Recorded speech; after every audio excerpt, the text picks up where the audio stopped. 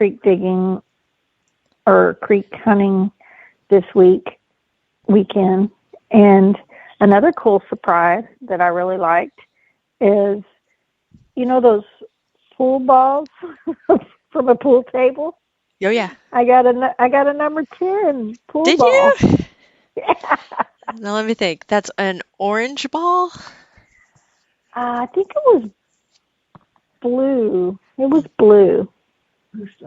Blue stripe, yeah, with Gotcha. white. But yeah, that was really cool. Really cool. It was a first, one of those nice surprises. It wasn't completely covered, of course. Wasn't necessarily all the way in the dirt, but it was one of those cool surprises for sure. I thought it would have been really cool if it would have been a 8-ball. Oh, that'd be fun. That really cool. But I'm happy with what I got. It was really cool. Yeah, that would be fun to find. A billiards ball. Yeah. Yeah, I've got several more, but I'm kind of like on the fence of talking about them because, I've got upcoming videos. Yeah. And it's like, spoiler alert. Should I talk about them?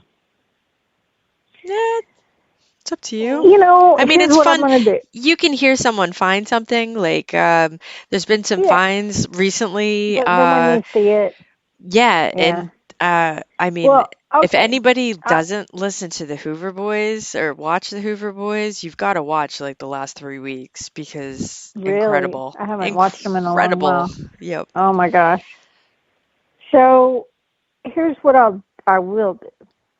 So I'll give you a little spoilers. I just won't tell you who found what or what found who or much detail. So let's just say there was a badge found today. That's really cool. And another little thing found that I thought was a really nice little surprise was maybe a Cub Scout, one of those Cub Scout handkerchief things. Oh, yep.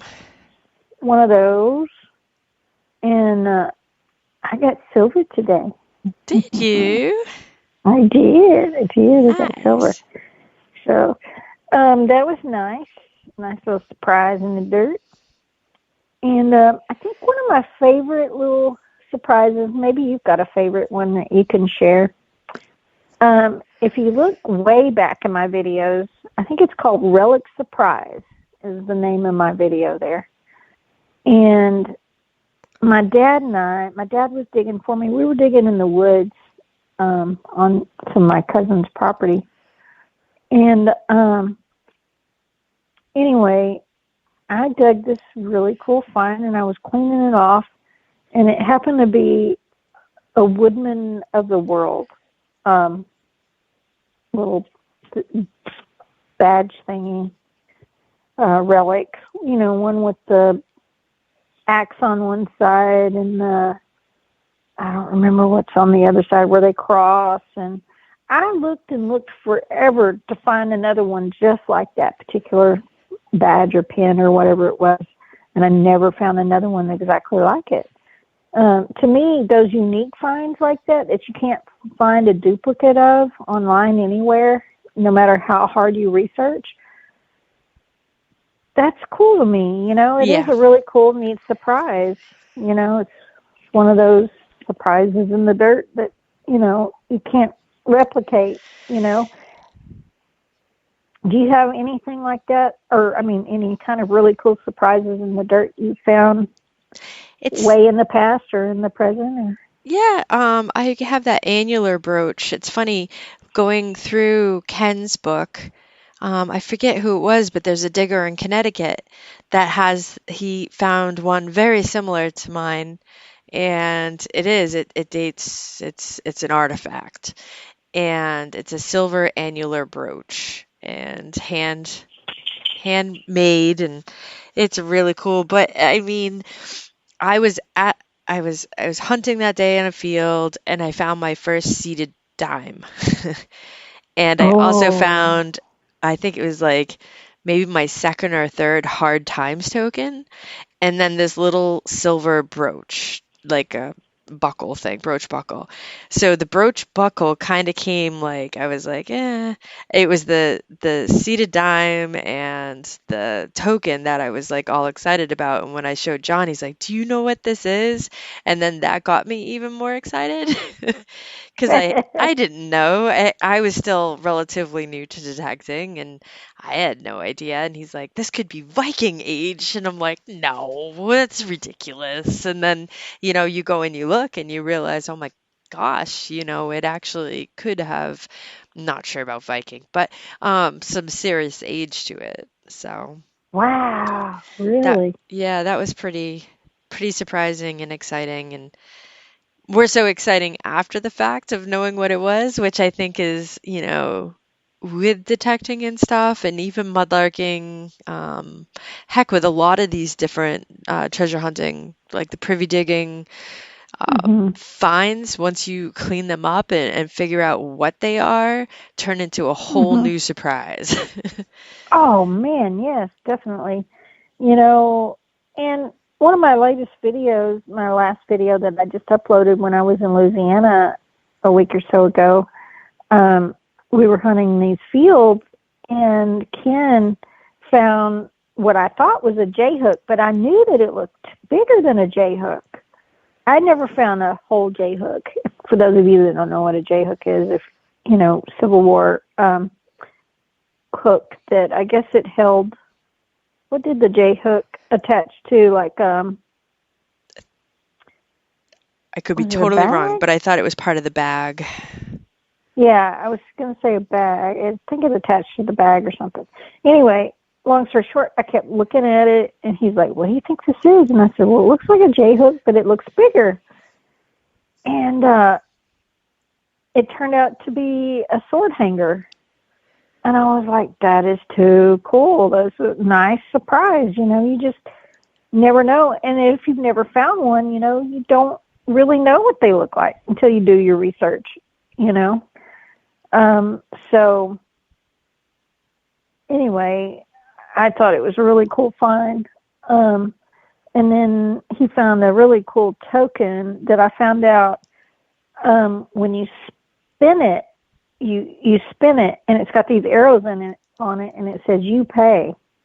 And so basically you spin it to see who pays for the bill.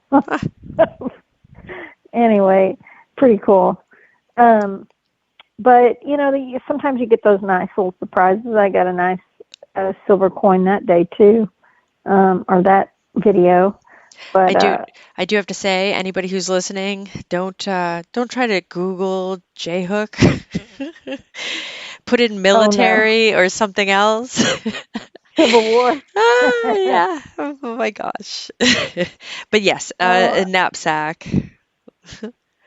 yeah, the knapsack or the kind of like backpack or whatever you want to call it. But yeah, anyway, I just thought it was a beautiful find. If y'all get a chance, go check out the video if you haven't seen it yet. My very latest video, which hopefully I'm way behind on videos right now. So I'm like, I didn't get a notification. When was that? mm, last week sometime. It's just Let me metal look. detecting in Louisiana, correct? Yeah, All 3 days right. ago, 4 days ago, four I'm days going ago. to download it so I have it to watch after this, and I'm going to share it in the chat. um, but yeah, I've got loads of videos I need to get out. It's just, yeah, that's why a lot of people ask me, they want to see posts of a lot of my finds after a hunt. And I don't always post a lot of those finds right after a hunt because I haven't, went back and done my video. Mm-hmm. So don't get to talk about it till later, till I've uploaded my video. So anyway.